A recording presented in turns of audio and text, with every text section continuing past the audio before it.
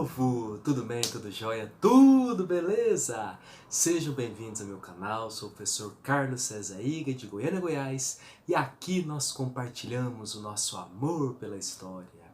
Dia 15 de novembro de 1889, nós comemoramos isso aqui, ó, a Proclamação da República, o dia em que os militares, liderados pelo Marechal Deodoro da Fonseca, destronaram Dom Pedro II do poder no Brasil e instalaram a República.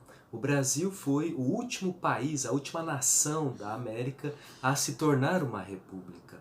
Então, no dia 15 de novembro de 1889, lá no Rio de Janeiro, que era a capital do Brasil na época, vai acontecer a Proclamação da República.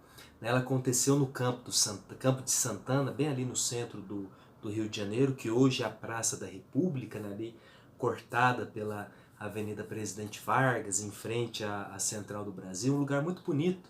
Né? Eu estive lá em 2008, né, visitando o Rio de Janeiro, e o hotel que eu ficava, o Ibis, né, ficava ali no centro, perto da Praça Tiradentes. E uma vez eu estava andando ali, eu vi que o Campo de Santana, né, a atual Praça da República, ficava bem ali. Né, o Marechal Deodoro da Fonseca também morava ali perto e ele, né, acabou se tornando, né, esse grande líder, né, da proclamação da República. Né. Ele não somente vai ser o líder, como também vai ser primeiramente o chefe do governo provisório, né, que vai ser instalado logo após, né, a saída para o exílio, né, da família imperial, e depois ele é eleito, né, em 1891, presidente da República. Então, nessa data, né, no dia 15 de novembro de 1889, o Brasil muda de regime. Ao invés de ser monarquia, torna-se uma república. Né? Então, nós começamos a ter presidentes da República, que são eleitos, né, por mandatos de 4 anos.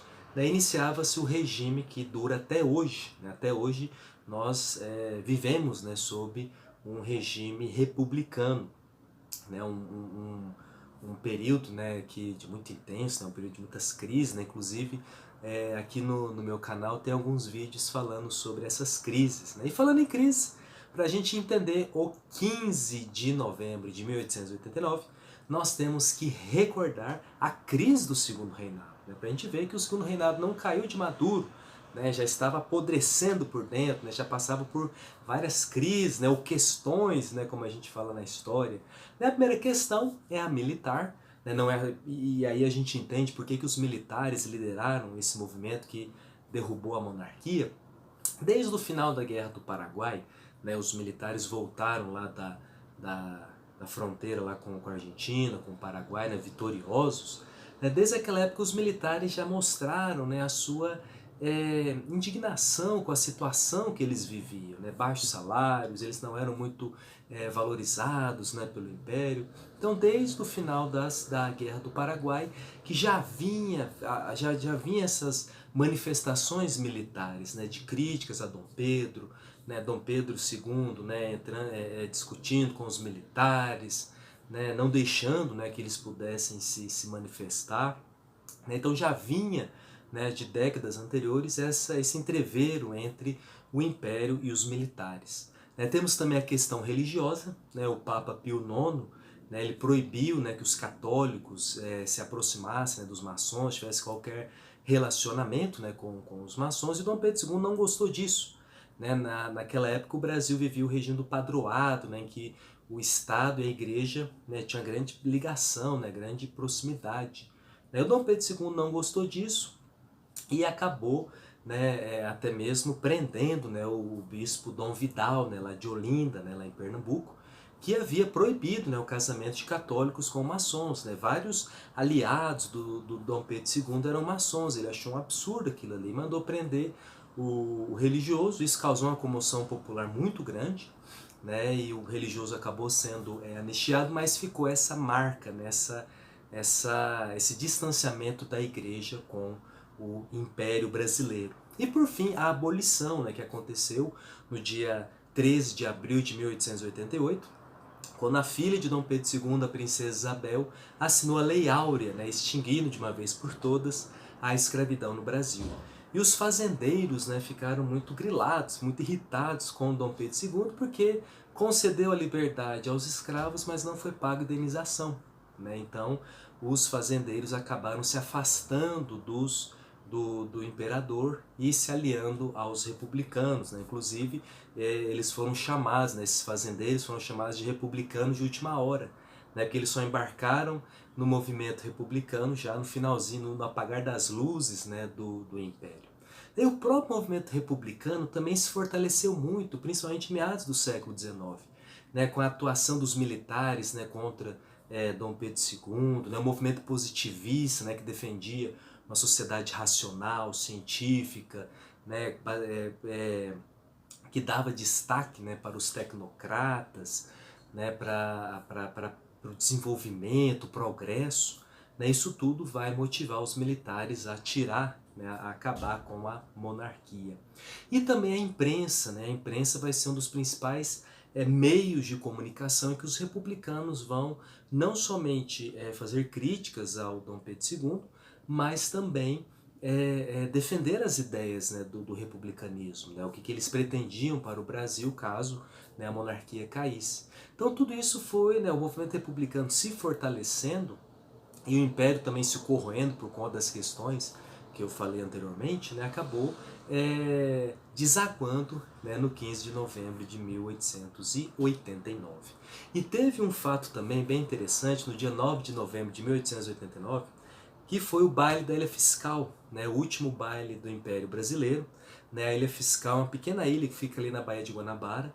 Né, o Império, né, o segundo reinado, resolveu fazer um grande jantar, né, um grande banquete em homenagem ao navio chileno Almirante Cochrane, né, que estava, né, esse navio estava atracado no Brasil já fazia alguns dias e o Dom Pedro II resolveu fazer uma homenagem, né, para os oficiais, né, chilenos. Né, e acabou se tornando o último baile, né, do Império. Né, e na época, né, muitos jornais, né, principalmente o jornal O País, né, que tinha grande circulação no Brasil naquela época, fez várias críticas, né, aos gastos, ao cardápio sofisticado, né, enquanto o Império estava apodrecendo por dentro, estava se esfacelando, né, o governo imperial estava lá fazendo, né, essa big de uma festa, né, algo semelhante a hoje, né, essa questão dos gastos públicos, né, nós vemos que isso é um problema que vem, né, de muito tempo, né, vem de muitos anos, né, de séculos, né, essa questão dos gastos públicos. Né. Então no dia 15 de novembro de 1889 nós recordamos, né, a proclamação da República.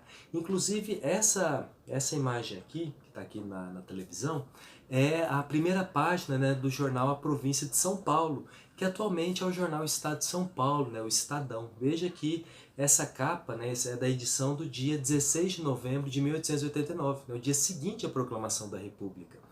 Então, levando em conta, né, que as informações elas circulavam bem precárias, não na velocidade como nós temos hoje, né, uma notícia publicada logo em seguida a um fato, né, quer dizer que o movimento republicano, né, a qualquer momento iria derrubar Dom Pedro II. Né, e em São Paulo, né, a gente vê, né, um jornal, né, como eu falei anteriormente, né, a imprensa teve um papel importantíssimo nesse movimento, anunciando a proclamação da República. E é interessante que o jornal ele traz também os vários telegramas, né, que chegavam do Rio de Janeiro, né, avisando sobre o movimento, né, sobre a vitória dos republicanos contra a monarquia, né, falando muito da ordem, né, essa questão do positivismo, né, a ordem e o progresso, né, que acabou se tornando, né, acabou inscrito, né, na nossa bandeira, inclusive dia 19 de novembro é o dia da bandeira, né, então tudo isso acabou, né, trazendo, né, gerando uma esperança muito grande nesse novo regime que surgiu no dia 15 de novembro de 1889. Mas, né, a esperança, né, acabou, né, se esfarelando pouco tempo depois. Né, o Marechal Deodoro da Fonseca acabou entrando numa crise terrível com o Congresso, com outros republicanos, né, mas isso a gente deixa para um próximo vídeo. Né. Hoje nós recordamos então o dia 15 de novembro de 1889. Beleza? É isso aí, meu povo querido. Aquele abraço, fique com Deus e até a próxima. Tchau, tchau.